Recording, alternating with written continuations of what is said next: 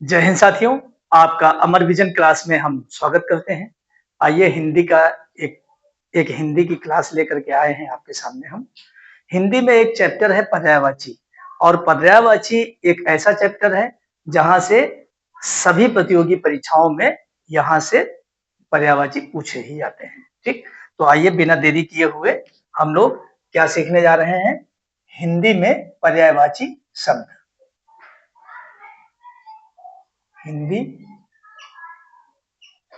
पर्यायवाची शब्द।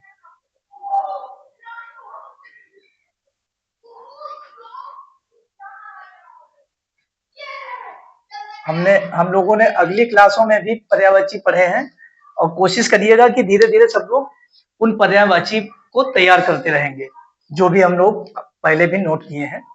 तो पहला शब्द हम लिख रहे हैं शीतिकंठ। शीतिकंठ।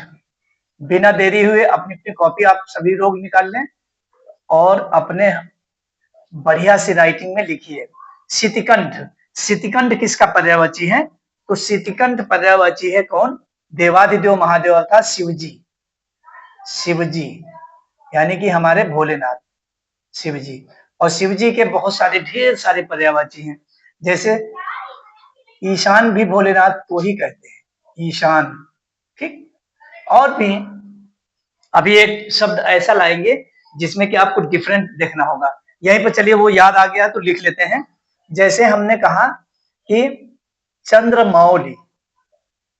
चंद्र मौली। ठीक, सॉरी, चंद्रमौल नहीं, चंद्रभाल कहने बताने वाले थे हम। ठीक, क्योंकि चंद्रभाल कौन है और भालचंद्र कौन है, इसी पे चर्चा करने था हमें। तो चंद्र भाल, पहले हमने चंद्र लगाया उसके बाद में भाल लिखा। ठीक, तो चंद्रभाल किसका पर्यायवाची है? चंद्रभाल भी भोलेनाथ है हमारे, भोलेनाथ अर्थात शिवजी, भोलेनाथ यानी कि महादेव। ठीक, ये पर्याय है चंद्रभाल। और चंद्रभाल के बाद यदि हम लिख दें भालचंद्र, आपको लिखा हुआ कहीं दिख जाए या परीक्षाओं में पूछा जाए कि चंद्रभाल किसका पर्याय है, चंद्रभाल किसका पर्याय है, तो भोलेनाथ। और भालचंद्र कौन है? भालचंद्र, भालचंद्र कौन है? भालचंद्र गणेश जी हैं। कौन है? गणेश जी, गणेश जी। गणेश जी के एक दो और पर्याय लिख लेते हैं। लंबोदर भी गणेश जी को कहते हैं, लंबोदर। लंबोदर, एक और पर्याय लिखना चाहें लिख लें, लंबोदर। और वक्रतुंड महाकाय, इस तरीके का आपने वाक्य पढ़ा होगा। तो वक्रतुंड,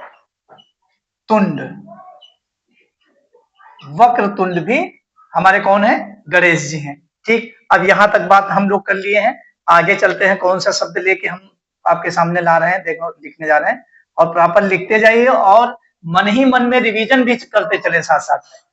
तो हमने लिखा भालचंद्र। ठीक, अब ईरज। ईरज किसका पर्याय है? तो ईरज हनुमान का पर्याय है। किसका? बजरंग बली का, हनुमान।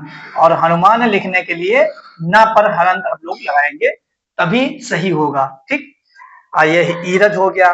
और यदि इराज, छोटी ई है, इराज। इराज हमारे कौन है? इराज किसका पर्यायवाची है? इराज कामदेव है, कामदेव। ठीक, कामदेव, इराज कामदेव है। फिर आइए हम लोग लिखते हैं, इराज हो गया, इरज हो गया। फिर कुछ कमल, जैसे कमलों के नाम हैं उनके नाम यहां हम लोग लिख लेते हैं। जैसे नील कमल या नीला कमल। नीला कमल को क्या कहते हैं? नीला कमल। और लाल कमल, नीला कमल और लाल कमल और सफेद कमल, सफेद कमल, ये। अब इनके पर्याय वो लिखते हैं कि इनको किस नाम से जानते हैं। नीला कमल यानी कि इंदिवर, इंदिवर। और नीला कमल को और क्या किस नाम से जानते हैं, तो नीलोत्पल भी कहते हैं। क्या कहते हैं, नीलोत्पल, नीलोत्पल, ये नीला कमल है। ठीक, नीला कमल, नीलोत्पल। फिर लाल कमल को क्या कहते हैं, कोकनद, कोकनद, कोकनद माने लाल कमल। और सफेद कमल कौन है, सफेद कमल किसका पर्याय है, सफेद कमल हो गया, इसको क्या कहते हैं, तो पुंडरीक, पुंडरीक, या इसको सिताम्बुज भी कहते हैं, सफेद कमल को सिताम्बुज, सिताम्बुज यानी कि सफेद कमल, सिताम्बुज, ये हो गया हमारा। ठीक, अब देखिए भव माने, भव किसका पर्यायवाची है, भव तो अनेकार्थी है, दो इसके होते हैं, दो क्या इसके होते हैं, तीन, वो लिख लेते हैं हम लोग। भव माने शिवजी अर्थात भोलेनाथ, भव माने भोलेनाथ या शिवजी। ठीक, और एक भव माने क्या होता है, और भव माने क्या होता है, ये यही लिख लेते हैं हम लोग, उत्पत्ति, उत्पत्ति होता है। हमारे पास जगह कम है लेकिन आप लोगों के पास समझना है कि पर्याप्त है, उत्पत्ति। और ये एक और लिख लीजिए, इसका मतलब संसार, भव माने संसार। ठीक, तो भव माने उत्पत्ति और शिवजी और संसार। ठीक, इतनी बात समझ में आ गई होगी। तो हम लोगों ने 1 2 3 4 5 6 7 8 9, 1 2 3 4 5 6 7 8 9, 9, और ये देखिए 1 के 3 हम लोगों ने याद किए। ठीक, तो इस तरीके से कम कम लेके चलें लेकिन हमें पूरा याद हो।